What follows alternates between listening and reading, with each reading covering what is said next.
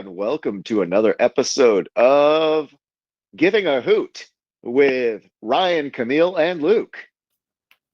I do. You do? Oh, okay. Yeah. So we've had a couple games. I'm back, by the way. Yeah. Well, I've missed a few recordings. Did you? Because At least I feel like we haven't one. recorded since before Greenville. Well, Camille and I did 2 in a row with Monica, and then I don't know. I've been just my entire timeline. I just got back from vacation, so my entire timeline is messed up. I went to work today and thought it was Monday, so. Well, I mean, you were on a beach, so I can't really fault you. Like, was my lights? I mean, granted, it was a Virginia beach, not even like a good beach. It was good. Yep. There's ocean. There's water. I caught little tiny crabs. That's Maryland. Maryland's where you get crabs. Yeah, no, these ones, I was an hour and a half away from the enemy. Yeah, fair. So we've had, I guess, some news. JP made team of the week. Yeah, deservedly. No one made team of the week against Greenville, also deservedly. Oh, yes. And Union Omaha is no longer in the Open Cup. Also deservedly. Okay, let's do a real quick recap of the Greenville game. We have 3 to We did not look good. There was a big game on the horizon, and the chemistry was not there. Also, the pitch sucked. Like that pitch was the worst I have seen it in 3 seasons. Whatever is happening there needs to get fixed because somebody's going to get hurt. And if we're worried about spending money on advertising, we're going to not like spending money on player recovery. Yeah, well, especially as small as our roster is. Like, yeah, we can't afford it. We can't afford it. It just, I mean, I know we've talked about it for 2 seasons now, but it just keeps showing itself more and more. And you can't, especially if it ends up being a defender. You know, that you're just we're asking for it at that point. No, I just we have a game coming up this Friday against Charlotte. I really hope the pitch conditions have improved. If they have not, I'm starting to fear for player safety, and that's not something. I've been a big defender of playing on a baseball pitch for 2.5 seasons, but at this point, I can't defend it, and it needs to improve. Yeah, the thing I worry about with this week is we're progressively getting hotter. You know, today was really hot. The next 2 days are going to be mid-upper 90s, and maybe a little rain Friday. Mid-80s. Yeah, with a little bit of rain. So in the morning. So we'll see. But it's still like that. I don't know when they're laying the sod, but that heat isn't going to help a lot. Yeah. All right. So we lost that. The belt is in South Carolina. I'll be there in July to pick it up. Expanding its carbon footprint. Yep, that carbon footprint, as Kyle Reisman's article did cover. If you go to wgahmedia.com. Is that wgahmedia.com? wgahmedia.com. All right, let's move on to Kansas City. All right, moving on. No, I'm sure this is the one everybody's hoping we talk about, right? Let's put it this way. It was a sellout crowd, technically a sellout crowd at Children's Mercy Park. That's great for the guys to get to play in front of. It'd be great if they'd played, but Rashid made some amazing saves. Like, holy shit. Like, he played out of his mind. I was shocked by him defying gravity again and again. That was awesome. But 6 still got by him. Granted, the starting 3 for Kansas City, if you go on Transfer Market, I believe their valuation is around 15 to 16 million for just those three players alone. Yeah. Um, the overall valuation on transfer market of the entire Union Omaha squad is 2.2 million. And that's transfer market valuations. Wish our guys were getting paid that well. They're not.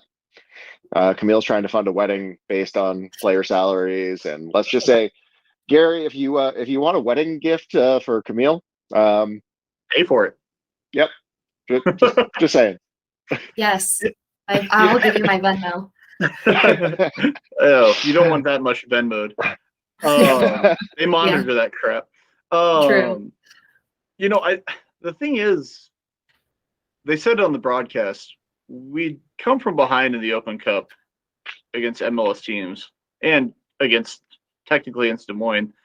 So when we were down 2-0 at halftime, I was nervous just because we weren't playing super well, and possessing the ball for 22% of the time for the second Open Cup game in a row against an MLS opponent was not filling me with confidence. But I did not see us giving up 4 in the second.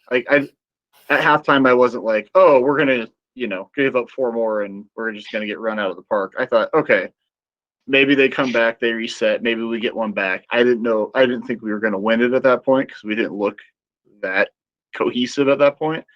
But I definitely didn't see, and I think it was just one of those things that once the next one went in, when Shallowy got a second, I think it just kind of it was like the floodgates opened, and Kansas City got their swagger back, and they came to play. I mean, was it attitude or skill that let us down in the second half? Both. I think attitude is a big part of it. I think I was talking to somebody about how, it's really fun to be the underdogs. You go into playing Chicago Fire and you're like, let's just prove ourselves. I mean, we're just a USL 1 team. You win, you get that boost of confidence, and then you go into Minnesota and you're like, well, we did it once, so it's possible, but we're just going to play again to prove ourselves. It happens a second time. Well, you reach this third MLS team and you're like, okay, now a lot of eyes are on us. People are expecting things from us. We walk onto the field with fireworks and we lose a goal. What are our fans thinking? Are we letting them down? That's what I think. What I saw when they were losing, immediately disappointed. That attitude. Yeah. The crazy part is for Shallowy to be the first one to score a goal on you. I mean, out of the SKC, I mean, Luke and I both follow SKC pretty closely. Out of their players on the pitch, yeah, and you can't see them, but I have more on that side too. But out of the players on the pitch that night, Johnny Russell and Daniel Shallowy are probably the 2 players that played the best for them consistently. Those guys are consistently their best players for the last few seasons. And so to have a guy like that score on you is not a big, he should be scoring on us. He's, how much did you say he's on transfer market, Luke? I think his current valuation, especially after his call up for the Hungarian national team, is 8.4 million. I mean, that's high for an MLS guy that, he's coming into his own. He's also technically a homegrown player for Kansas City. So he's played on that field since he was young. He's been a name worth reckoning since their Open Cup run in 2018. Yeah, I agree. They have guys that have played together longer than our guys have been playing, even with the thought of playing professional. Well, yeah, because Kyrie Shelton scored on us. He's been there for a long time. Well, right? Kyrie Shelton jumped over to the Bundesliga for, I guess, 2 Bundesliga for a year. Came back when he wasn't getting any playing time after they got promoted. And I think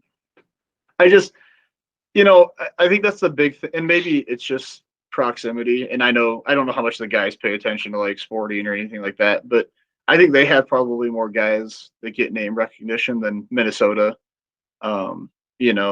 Chicago obviously had a few players, but that was so early in the run, they weren't running out their starting lineup against us. And we're Sporting. We should have expected that team to come out with guns a-blazing, considering where they're sitting on the table right now. And as we talked before we started recording, they turned around and lost to Seattle 3-0, in their next match. I mean, Sporting is not playing well in the league, so their chance at a trophy is the U.S. Open Cup. Yeah. So, well, like they just, our guys looked flat. Sporting looked motivated. Sporting looked motivated against a third division side. I also, as I said, it was sold out crowd. You have over 1,000 fans coming down from Omaha, so that fires up guys who are used to playing in front of a sellout crowd. It's like, hey, we're at home and we've got fans to prove it against. Like, as much as our guys were motivated by an away crowd there in what is nominally a hostile environment for them. Yeah. And I think that fired up SKC more than, if they had 18,000 of their own fans and, 20 Union Omaha supporters. Did Gary say, didn't the president or whoever he spoke with from Sporting, their front office, this is their second largest away group to come in? Yeah. And I think that was, if you counted just in the supporter section, the 124, 3, 2, and 1, it was their second largest after 2013 with Salt Lake. Yeah, and that was MLS Cup final, wasn't it? Yeah, and if you look around that stadium, though, it was very much not limited, and there's no way you could have tracked tickets for just Union Omaha fans, because there were a lot of people with Union Omaha scarves wearing Kansas City gear, and you had all levels of fans there, not just your diehards, but some of the ones who've been following SKC and are from Omaha. So I'd say, not knowing the Salt Lake numbers, I think we were probably at least level with the largest away contingent. And that under that Salt Lake ownership, they were the ones who also flew 300 fans to, what was it, Louisville for Monarchs. So their ownership was helping their fans travel. Hot take. They supported their men's team, but not their women's team, which is why the Kansas City Current exists now. Not such a hot take. Here's the thing. Also wasn't. Yeah. So stats, and these are Google stats, so they may be a little off, but this tells the story of a 6-0 win for another team, right? Shots 17-5, shots on target 12-1, possession 78-22, passes 760 completed to 215 completed. Accuracy 91% for Sporting, 73 for us. Fouls were even. The only category won in was yellow cards, 1-0. Right. So, and they had 8 corners to R2. I mean, when you're playing an MLS team, you can't lose in every statistical category and expect to beat them. That's stat. If you didn't watch the game but you read the stats, you would go, yeah, that makes sense. The other team was on the ball the whole time. Well, looking at their lineup, they started Shallowy, Shelton, Russell, as we've talked about, which amazing. Felipe Hernandez, Cam Duke, 2 of their younger guys. Remy Walter, who's a journeyman at this point. Then Ben Sweat, Andrea Fontas, Courtney Ford, and Caden Pierre. Caden Pierre is probably the lowest valued player out there, but he's still playing for an MLS side. Younger. Isn't Sweat? Wasn't he a youth? Wasn't he an SKC2 guy? At one time. Sweat's 30 years old. Oh, they brought him in. Okay, yeah, they brought him in from. He came in from Austin.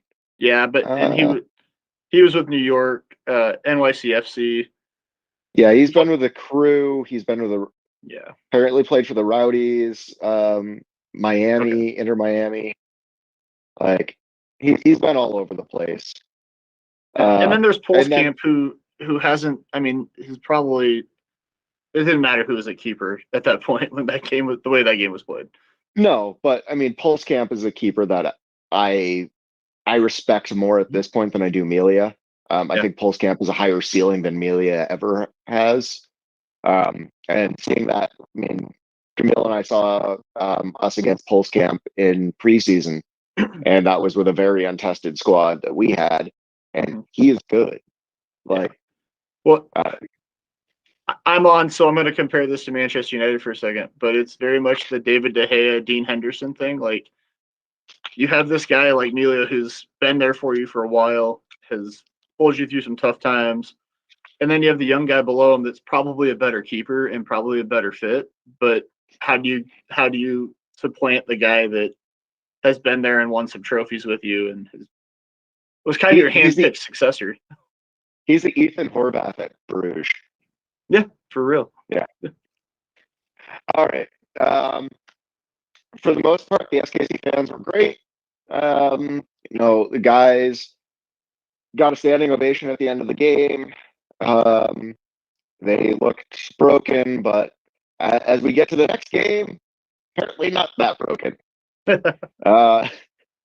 So they get bus back the next day, get 6 hours of rest before flying out to the luxurious spot that is Statesboro, Georgia. Yeah. So that's a quick turnaround, and I don't think any of us were expecting anything after that week. Not our best performance, but it was 3 points. Yeah. Is it our third road win in a row in league? I'm not looking at it was Tucson right before that was a road win. Yeah. And then hang on, I'll look. It's almost like home games aren't home advantage anymore. Wow. Well, as Luke pointed out, as Luke pointed out prior to the Greenville game, and when I was standing with him on the berm, there were guys on that Greenville squad that have played the same amount or more games or at Warner Park, or like that was the third game for some of our guys at Warner Park, and also the third game for some Greenville guys, including a final for Greenville. Yes, we beat them pretty handedly, but they were there at a more high pressure situation. Those guys were just as at home as we were in that situation. Right. And honestly, the home games we've had 2 games over 100-degree heat index. That doesn't help on a field you're not accustomed to with poor pitch conditions. As we saw against that Fresno game when we were breaking it down, literally a guy runs to the crease of the pitch and just trips and falls. And we haven't seen the pitch get better from there. So a crappy pitch isn't even a beneficial thing because we're not practicing on the crappy pitch. So our last 3 away games were Chattanooga 1-0, Tucson 2-1, and then Tormenta 3-2, even though we scored 4 of those 5 goals. So this game was good for me in that it showed the guys who were able to play a congested schedule. We started a lot of the same guys who played a very tough game on Wednesday, who'd played most of the game the week before. Like 3 tough games in 7 days. Well, 2 tough games and then South Georgia. But that being the third of the 3 games, I think made it tough. players that impressed me, specifically Ryan, obviously JP. He had one hell of a game there. Joe had a consistent, very strong game. Dalton always looks good in Georgia. You know, not well enough to start for them, but you know. Never. I mean, I think seeing the lineup come out, the first thing I was happy about. So I said to my wife's cousin when the sporting match started and Amir was starting on the back line, I was like, we might be in trouble here just because I know the speed they have on the outside, right? And then they made the change and moved Amir up to midfield, and I think Jay saw it too. So seeing Isaac start, I was happy about that. I know Isaac had the own goal really late in the match, but up to that point, I think Isaac had a really good game. It wasn't a 10 out of 10 performance or anything, but it was a solid defensive effort. He played his game pretty well. I think Kevin getting. Go ahead. My biggest thing on the own goal there, he conceded the foul that then gave them the opportunity for the own goal, and you know it's tough there, but I think Jay said it best. That should have been a 4-1 game. Yeah, I also, it blows my mind, and it happens at every level. The number of defenders that when they're trying to head clearances, snap their head back towards their own goal versus trying to whip it a different way. Like, if Shido's there, I think it's a different story than Kevin being there. And that's not to say Kevin had a bad match. I just think that Kevin wasn't expecting Isaac to try and knot it backwards or put to the side. And I think it was just the way it glanced off his head. It could have gone a little bit to the left and gone out for a corner, or when it happened to go into the goal. Well, so. I think that boils down to, again, Rashid's more comfortable in that back line. He's more comfortable leading the guys. Has been doing that most of the games where these guys have been playing at this point. And he's done that for 2 seasons before this. Yeah. So I feel like he's more comfortable calling it out, where Kevin had some great saves. Kevin had a great game. But no, that is just one of those things where I think if Kevin had had more games under his belt, it would have been more comfortable calling out where everybody needed to be and would have avoided that. This is how much people are just used to Shido being back there. My folks watch mostly games on ESPN Plus, and my dad started the game late, and he texted me. He's like, "Is there something wrong with Nuhu?" And I was like, "No, I'm pretty sure they're just rotating Kevin in. Rashid's had a lot of games. They're just trying to get Kevin some playing time too." And my dad's like, "Oh, okay, good." But it's just, he's become such a fixture back there that even kind of casual fans like my parents are like, "Wait a second, what's wrong with the number one keeper? Why isn't he back there?" I'm like, he's good, don't worry. He's one of 3 players we've kept from year 1. Yeah. And honestly, Dalton out there for full 90. Like that, Dalton is good at leading the back line at this point. Him and Alex as center backs, that looks good. That looks solid every time. Ryan's responding well. Isaac's responding well. Like that feels like a cohesive back line there. Yeah. The midfield hurt when JP came off. Oh. Yeah, I think it's important for him to be in there.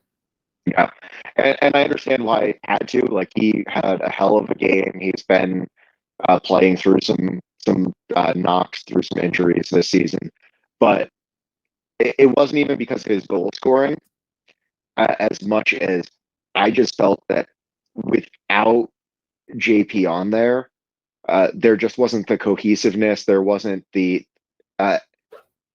confidence. Like Connor's good at leading, but JP just brings he's going to get fiery if something goes wrong, which probably one of the reasons why he got subbed off. having that yellow, Yeah. which I remind me to come back to the yellow. But when he's out there, he's bringing that passion. He's bringing that just like, and at the same time, just calm. He knows what he's doing. He's confident in what he's doing. He's done this. He understands Jay's style, and he's willing. He's leading, showing Jay's style because he started his first professional game was under Jay, and being able to go through that. And our midfield is the least experienced section we have, and having him there, just in my opinion, it's a huge boon. I think no. I think. Oh, sorry, Luke. I think no matter what, the importance of having an experienced player who knows the style of play that the coach expects in the midfield is very important. And not only does JP have a good view of the offensive aspect, but Jay is very defensive. He has a very defensive mindset. And when you think about JP, he's always running back. He knows where to be. And sometimes when he's not on, that is lacking, and it can hurt us. Well, and I think Connor and JP really complement each other well too. Definitely. With their skill sets. And I think Connor also, because he's played with JP a full season and he knows what he's capable of, I think he fully trusts JP. And so Connor can settle and play his game and be the captain, versus if somebody else is there, he's more worried, okay, is that person going to be, if I push forward, is that person going to fall back and cover me? Where he knows JP is willing to do that, right. where and just as much when JP goes forward, we know Connor's willing to fall back, Well, hasn't JP been getting the armband when the couple times Connor has subbed off? Yes. And I think that is telling enough there. But absolutely. But fun fact, before every game, there's how many of this thing is going to happen in the game, lower or higher? And it was 3.5 yellow cards. Anybody who chose the over, which was losing at the time I chose that, was in a very good spot. And as Kyle's data dive said, the first time in a game we've ever played, or in the same season, where the same team has gotten red cards in multiple games against us. And I think the first time in the league, the same player has gotten red cards in multiple games against the same team. Phelps getting a red card in both games we played against him so far. Granted, double yellow, and I think the first one was also a double yellow. Yeah. But very physical, and I think that hurt us going later in the game. Having the guys looked, you could tell the guys that looked fatigued. It was definitely showing towards the end. Not giving up the own goal sucked, but it was so late though. Yeah. Almost giving up a third there with that amazing free kick that went just wide of the post. I'd like to think Kevin would have stopped that if it had gone inside of the post, but I'm glad I don't have to worry about that. I think we were just talking about the substitutions in the midfield too, and I think up top, and I think that was where it looked like Tormenta wasn't down a man. And you see that, I mean, we all watch a lot of different soccer too, but you see that in other leagues as well, where there's teams that get the substitutions wrong. And even if you're up a man, it looks like you are even. And once those subs happened, JP was off, that stuff started happening. Tormenta never stopped pushing forward, even though they're at home and down a man. Of course, they're going to keep going for it. And I think that for a large period of those 20-ish minutes that they were down a man, they looked comfortable and they looked like they actually were in control, which is a little disconcerting when when you're up a guy and you're up 3-1 at that point. And maybe that's part of it. We're up 3-1. We're up a man. Maybe we kind of held back a little bit, or guys started slacking a little bit. But there's something from the first two seasons there that, I don't know if it's just the new guys or whatever, that killer instinct, especially from last season, just doesn't seem to be there right now.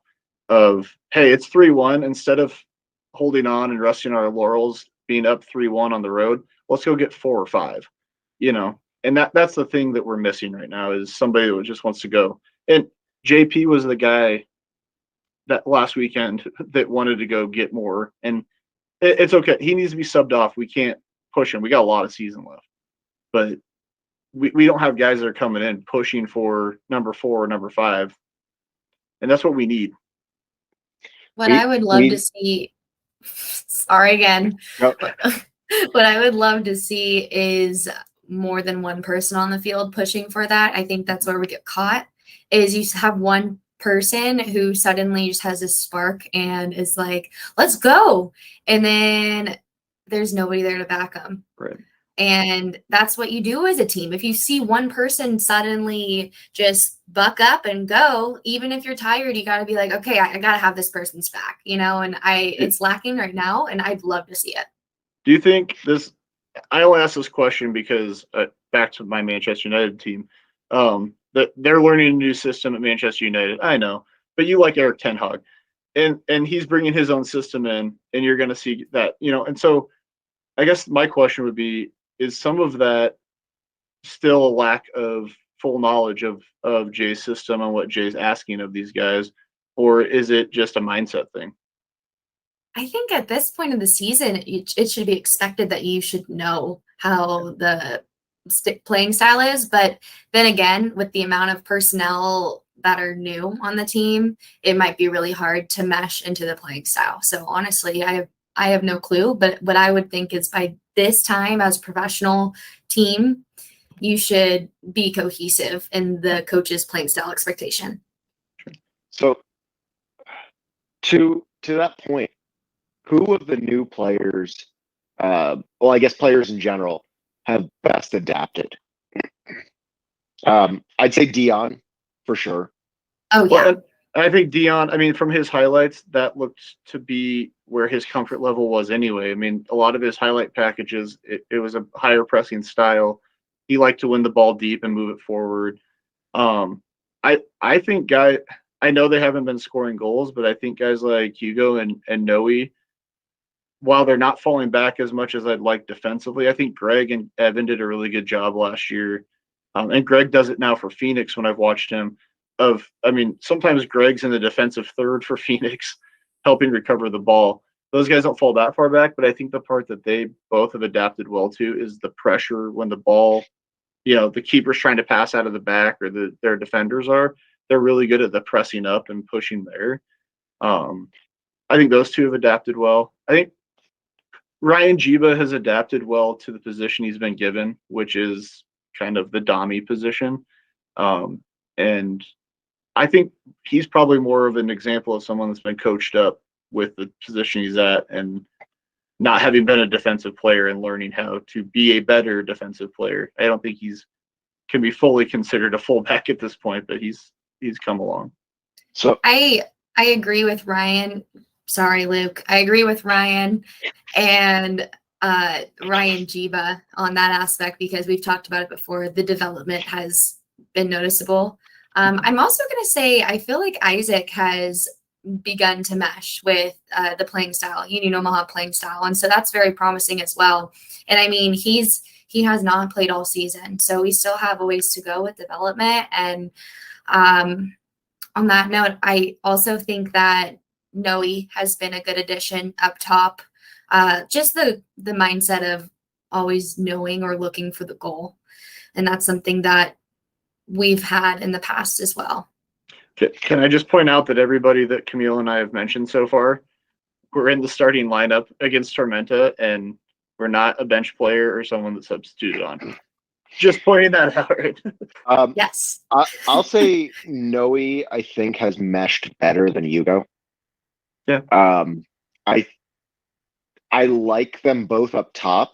I don't necessarily like them both up top together. I think Mhm. we're missing. Kamal's been playing wing. Like we need a 9, and I'm hoping Ricky can step up there. Ricky didn't dress for either SKC and didn't travel for Tormenta, so I'm hoping it's not an injury he picked up. It's got to be. It's But got to be fatigue. So I mean, the travel well, with Nations League stuff, and he played quite a few minutes for them for Puerto Rico yeah, too. but I think Ricky coming off of that national competition with a high again, just that boost there. If he did get injured there, I'm hoping that didn't slow him down because he could be that guy when it all clicks. And throwing him up there with Noe or throwing him up there with Hugo as that you know co-9 position, that 4.5, if you will. Um, but just getting that up there, somebody who's able to just calmly read everything and get the ball on frame and just do that consistently. Mm-hmm. I will say that Isaac for sure. I believe it was. I don't know. I'm assuming it was visa issues at the beginning of the season. But him coming in, having missed a couple games already, the guys are starting to mesh. He misses out on a little bit of that chemistry, misses out on a few weeks of Jay being able to coach him, but he's Mhm. getting in there. I think another month, another 3 games, practice everything. He's going to be an indispensable part of that back line. He's already showing just a huge growth in the chemistry he has with the rest of the players. And excited to see how that goes. Yeah. Alex, Which one? I think, granted, him and Gabe have been swapped. I think Alex, if he can really figure out what's really working and what's not for him, because there are some games where he looks like, uh, no offense to your fiance, uh, he looks like the better defender. But then there are games where he just looks lost. And if he can find that consistency, and whether that's working with Dalton and just creating a better partnership there, I think we'll have a defense that is comparable, if not better, than the one we've had the past 2 seasons. To be fair with that, I think a lot of that side, I think the left defensive line has been solid. We've seen the same people there. The performance of the other center defender depends on who else is out with them. Mhm. So that's really hard to gauge because I think we actually have 2 very talented and easily reversible people there, which is very promising for us, and I think gives us a little bit of comfort. But the performance just depends on that whole right side, Yeah. as just together. Well, I think the thing with Alex, we sometimes forget is while he played for Albuquerque in USL2, where it No, wasn't. he played championship. No, I'm getting there. Oh yeah. So he played in USL2, which is most of his appearances at a professional level, even though 2 is still considered not professional, right? I think Tormenta was like his 10th or 11th full professional game. He only had 3 appearances for New Mexico. So while we have a guy that appears to have a lot of appearances, he's really only played at that level 11 times or whatever, versus, Dalton, had quite a few starts, and it's his 3rd season. And, I think that's with Gabe too. We just have guys that are there that's probably why Alex looks lost sometimes, is because he's still learning the speed of the game at times. So hear me out on what I'd like to see from Gabe. I'd kind of like to see him at a 6, like at that central defensive mid, because I feel like he has the tenacity, he has the speed where, put him in that. He's a good defender, but there are certain times where he's aggressive enough that him being the last man back worries me. But put him into that, defensive midfielder role where he's got that safety net behind him that's not just Rashid or Kevin, And I think that could be a position where he really flourishes. And, you know, granted, Jay spends a lot more time around him. I've only got what we've seen on the field, but I I can really see that out of like his personality and where he's at. If that's something where we get a little bit more depth as you know summer transfer windows open, um, I think we still have one or two more international slots that we could fill. But if Here's we the could, thing. You brought up a number 9. And I said at the start of the season in our preview pod, this is going to be a lot like 2020. And what did you get? I mean, I wasn't on the pod in 2020, but what did we talk about a lot on the berm? What did you guys talk a lot about? We don't have a true out and out striker. We don't have a true number 9. I think well, that's Noe where we can brought. get there. Yeah, Yeah, but that's why we well, brought Greg Hurston, right? I mean, yeah. You bring Greg in, that finishes Evan, mhm. and then they both open up. That's where I think the initial thought of bringing in Ricky was having another already finished striker there. And I think Ricky can be there if he stays healthy and keeps his confidence up. I mean, we all know what he can do. We saw that in Nations League. Like he's there. It just needs to convert to club play. Um, getting as far as like versus 2020, I think we had the potential for a 9 that would have worked. And right now they're recovering from an ACL. Uh, the little bit we saw Gio out there, he looked hungry enough. He looked like this was going to be his season, and then of course gets a season-ending injury, and it's like, all right, somebody really pissed off the soccer gods. Like, come on, because it was great seeing him out there. He went down to Kansas City. He was out Mhm. there on crutches with a full brace. That great seeing him out with the club. Um, but what I just would have loved to see where he was at and like his tenacity on the ball early in the season. He was that 9 that was willing to fight. He was willing to go back defend. Getting that first PK, like selling that first PK that JP was able to take. Like those are that's where we want to be. Like that's the kind of player we want, and he had a lot to prove after playing with, as I've referred to them, and I will continue to refer to them, the dog shit 2021 team of Loudon. They're much better this year, but God, they were dog shit last year. I think we're gonna have a hard time replacing that, especially with MLS Next being there, unless we look international and we're willing to spend a little. But we've already spent on Kamal, we spent on Giovanni. We have a lot of international spots filled to take those positions and hopefully do that. And I'm not sure the team is going to sink there. Yeah, and I mean, I think what you just brought up, I mean, I think brings up a good point too. Of there's guys on this bench that we haven't seen a whole lot out of, and for whatever reason, whether it's practice or gameplay, Jay hasn't put the trust in them yet. And I think that's the other side of it is I think Jay's found his 11 that he likes, or maybe 12. I think Gabe and Touche are kind of I think you can give interchangeable. him. I think you can give him 13 because he does like Kamal out there for Yeah. Dion. Um, I think still I'd prefer Dion out there over Kamal, but Kamal has a lot of flashes of really great play that have been Mhm. beneficial. His speed, no, he's the only player on the team older than me, and by God, is he the fastest player out there? I it there's some definite benefits out there, but yeah, he very much has his 14, and then he's looking at the rest of these guys as we'll sub you on if somebody looks fatigued. And that's let's say 13 or 14 out of 20 guys.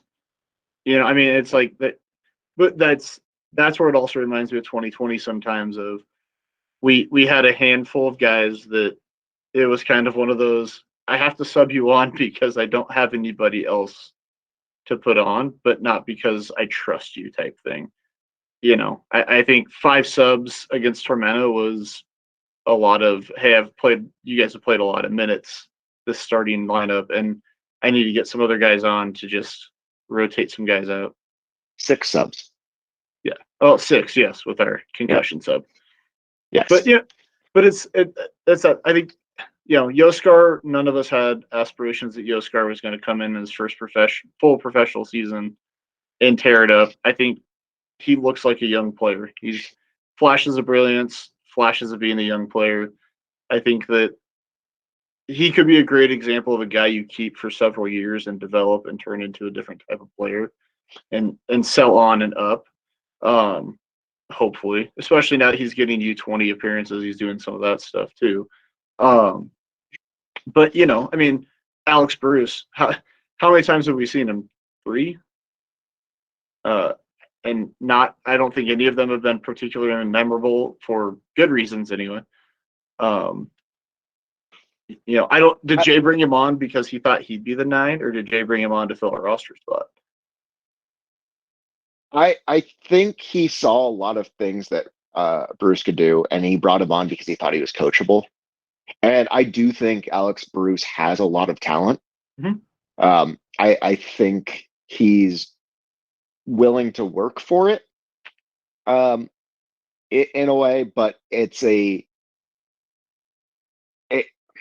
not personality per se, but like there's an ideology difference in the way Jay's coaching and the way Alex plays that I think, because again, I don't think Alex seems like the player who's coming in and saying, I'm not willing to be coached.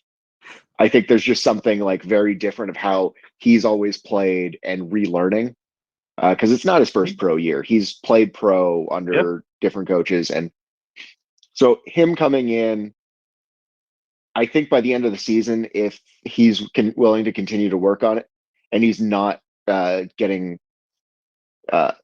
torn down by not playing consistently, we could see him as a starter. We could see him light up the field, but it's going to take work on his part, and I really hope he's willing to put it in. Yeah, and I always forget that he's only 23. He's not an old man yet. As far as how we're feeling about this Tormenta game and transitioning into the game Friday, what do you guys think is going to happen for a lineup? Do we think legs are going to be saved? Do we think it's going to be back to normal? Anything special to look forward to? 6 days rest. Well, 5 days rest because 1 day was travel. Weather's going to be mid 80s. It's going to have rained that morning, so humidity might be a factor. I think if everybody's been able to get their rest, nobody picks up knocks, I think we see as close to the optimal 11 that we'll get. Hey, I got 2 solid reasons to agree with you. Number 1, we've already lost to this team. Jay's not going to want that to happen again. Number 2, we didn't lose. The refs made us forfeit. That's fair. Either way, it counts as an L in the win-loss draw column. Yes. Number 2, the way that Charlotte responded from getting completely drubbed by Chattanooga. I mean, Chattanooga set like 3 different records in that game. For them to turn around and just kick the crap out of Forward. But where did they do that? At home, wasn't it? Yeah. Where have they won all of their games? I get it. I think that those 2 reasons there are why Jay's not going to take this game lightly. He doesn't want to risk the chance of losing to this team again. We've already lost a home game this year, which is pretty rare for us. We've lost to this team already, and this team's they're coming in with a lot of confidence, just beating Forward Madison 6-2. But I think that Jay's going to come out, and this is pretty typical Jay by this point in the season. He's found his guys that he trusts. He's found enough guys that he can put an 11 out there that he's going to trust. We only have, 4 defenders technically, unless you count Amir as a defender, even though he's listed on the website as a midfielder. Well, are you counting Eddie as a defender? Because he's listed as a midfielder as well. So, but based on their position that they list them at in the roster, we have 4 true defenders. It's just one of those things. We have to we have our 11 he's going to put out there. I wouldn't be shocked if Kamal starts for Dion instead or whatever it looks like. But either way, he always swaps those two at some point. I mean, if Dion's coming off, it's Kamal coming on, and vice versa. The only big thing I could see changing is what you said, Luke. If Ricky's healthy and we're back in Omaha, maybe he gets the chance to start instead of Hugo. And I think we saw that team up working. We talked about that early on after the Des Moines match. Those guys they need somebody different next to them. It can't be Hugo and Noe. It has to be somebody else next to them. And I think that's why Jay brought in Alex, honestly. Alex is taller than all those other guys. He's 6'1". I don't know. Noe's 6. Noe's pretty tall. He's 5'11", like me. Why am I thinking Noe's taller? I don't every offensive player but Alex Bruce we signed this year is 5'10" or 5'11". Yeah. And it's fine. It's just we need another guy. So I got to plug in because my computer decided it's going to die soon. Oh, good. All right. So starting 11, here's what I would like to see out there. Ricky up top, if he's healthy. Noe up top. I really think those two can work well together. And I want to see what Ricky can do after coming back from Nations League, because he proved something out there. He tied for most goals in a single game in Nations League. Yep. Granted, that's a relatively recent competition, but an international record being set, that's something to be proud of.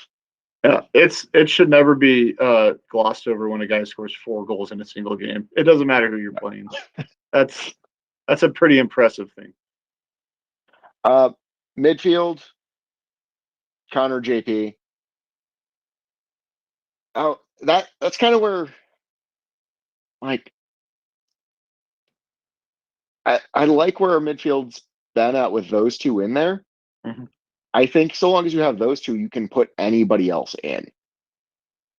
And since it's going to be a 4-4-2 because it's Jay, and if it's not a 4-4-2, we're either losing the game, we're buckling down and throwing 5 in the back, or Jay's been abducted by aliens. Someone please call the FBI.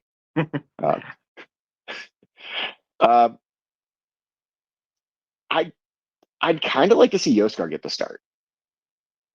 I think when he came on, he brought in a level of physicality that I haven't seen from him against Tormenta.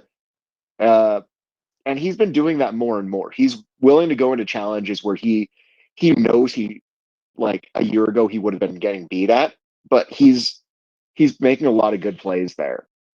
I'd like to see that more. And yeah.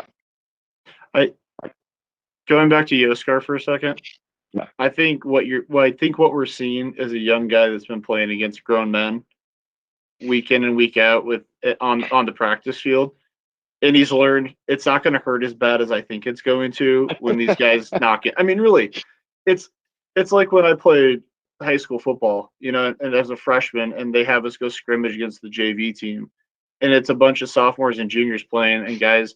And the first couple times you get hit, you're like, oh, God, this is going to suck. And eventually you're like, oh, it hurts as much as any other time. And I think that's the same thing with Yoskar. I think he knew what to expect at a certain level. But these guys, he walks in and he sees a guy like Dion walk up to him who's freaking abs Akoff, and I'm sure it's a little intimidating, and Alex and Dalton are tall guys.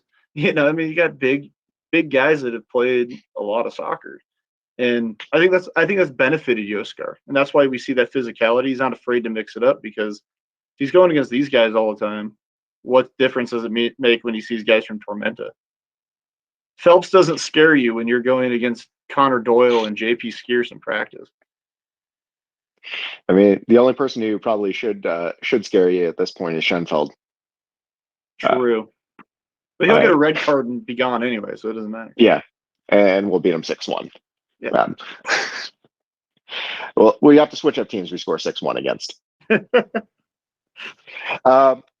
Defense, I think we've already covered that. Ryan, I'd like to see Alex in there, Dalton, and Isaac. Mm-hmm. Gabe, very comfortable with him coming in. If Isaac had a tough batch after the last two, I wouldn't mind seeing Gabe out there either. I think he's pretty versatile in the back. Mm-hmm. I don't throw him in for Ryan, but other than that, I'm comfortable enough with him being out there. And I'd like to see Rashid back in goal. If not, Kevin, do your thing. Really at this point, I'm comfortable enough with our defense and the two guys back there have just made some amazing saves. They're Kevin getting a few more minutes in to boost his confidence on the back or leading the back line could be great. But having Rashid out there always makes me feel a little comfortable. I mean, I think the 11 we saw against Tormenta outside of Rashid back in goal, it would not shock me if that same 11 gets trotted out. I think Jay's finding those guys that are gelling pretty well together. For whatever reason, he likes the Hugo Noe team up, whether it's because he has to or he likes the combination. There's something he's seeing there that we're not, whether it's in practice or whatever. The only other thing I could see, like I said earlier, is if Ricky's healthy and he can play, I wouldn't mind seeing him and Noe teaming up top. But that 11 against Tormenta is probably our best one of our best 11s that we have, especially for outfield players. All right. Camille, can I ask you a question? Wait, hang on. Yeah. Are you standing right now, Camille? Yeah, I have a standing desk and a treadmill for my home office. I feel so lazy. Are you doing your cardio while podcasting? It would be really loud. I was just gonna say, are you seriously upping your game? Are you bringing podcasting to a different level? Doing it while on a treadmill? If it wasn't so loud, I would be. Yes. She's balancing us out, Luke. She's she's doing the standing. We'll do all the sitting. It's fine. Yeah. Sorry, I just realized. I think Camille's standing right now. Yep. I did my walk earlier today to get coffee, and that's about it. I'm not going to the gym tonight. But very good. All right. Score predictions. 3-2. Us. Okay. 2-1 Omaha. I'm gonna say 2-0. Who? I 2-0 us. The good guys. Okay. Yeah. Just making sure. I really have confidence in our defense at this point. I'd love to see a shutout. Yeah, I feel like we've had too few of those. I'd like to see our goal difference go up. Mm-hmm. But we'll see how it goes. And do we still have 2 games in hand? 1 or 2. I mean, I think it may just be 1. Here's the thing. I had a friend text me after the Sporting Kansas City match. Obviously, pissed about how that game went, but he said, "At least now we can focus on the league with 2 games in hand." And it's one of those things that when we catch back up, if those 2 games in hand are 6 points, it's going to shoot us straight up the table. Yeah. even that win against Tormenta really, I mean, it got us right back into that top 6, didn't it? Yeah.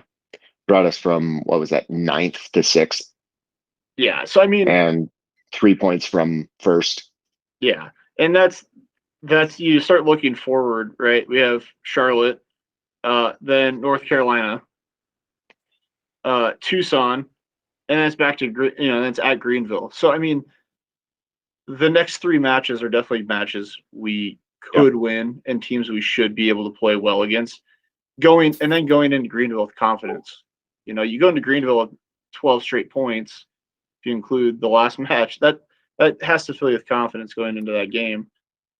And having a little bit of that, I think there's that revenge factor that we can't get with Sporting because we can't play them again unless it's in the Open Cup next year. That, okay, you came to our place and beat us, we're going to come to your place. And that's the crazy part about that Greenville series. Except for the final, we don't typically, neither team plays well against the other one at home. All right. Fireworks after the match on Friday, I believe. Yep. So if you have pups out near there, keep them locked up on leashes. If you are not fond of fireworks, make sure you get out before things start exploding in the sky, but probably not your weekend anyway.